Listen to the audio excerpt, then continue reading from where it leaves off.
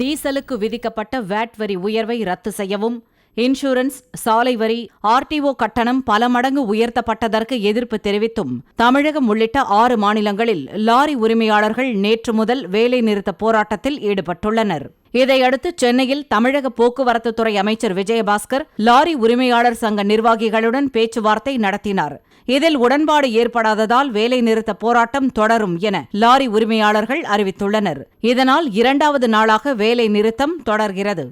வேக கட்டுப்பாட்டு கருவி பொருத்துவது சம்பந்தமாக நாங்கள் கோரிக்கை வைத்துள்ளோம்.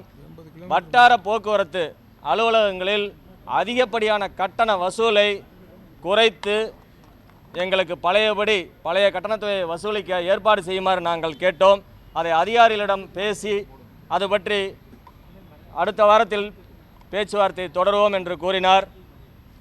எங்களுடைய காலவரையற்ற வேலைநிறுத்தத்தை நாங்கள் எங்களுடைய கோரிக்கையில் நிறைவேற்றப்படும் வரை தொடருவோம் என்பதை தெரிவித்துக் கொள்கிறோம். தமிழகத்தில் சரக்கு லாரி உரிமையாளர்கள் மேற்கொள்ளும் போராட்டத்திற்கு மணல் லாரி உரிமையாளர்கள், எரிவாயு டேங்கர் லாரி உரிமையாளர்கள், சரக்கு புக்கிங் ஏஜென்ட்டுகள் சங்கம் உள்ளிட்ட பல்வேறு அமைப்புகள் ஆதரவு தெரிவித்துள்ளன. மேலும் இந்த போராட்டத்திற்கு ஆதரவளித்து தமிழகத்தில் நேற்று ஒரு நாள் மட்டும் 75,000 மணல் லாரிகள் இயங்கவில்லை. சென்னை கோயம்பேடு சந்தைக்கு வழக்கமாக வரவேண்டிய லாரிகளை விட குறைவான லாரிகளை வருவதால் காய்கறிகளின் விலையும் கணிசமாக உயர்ந்துள்ளது.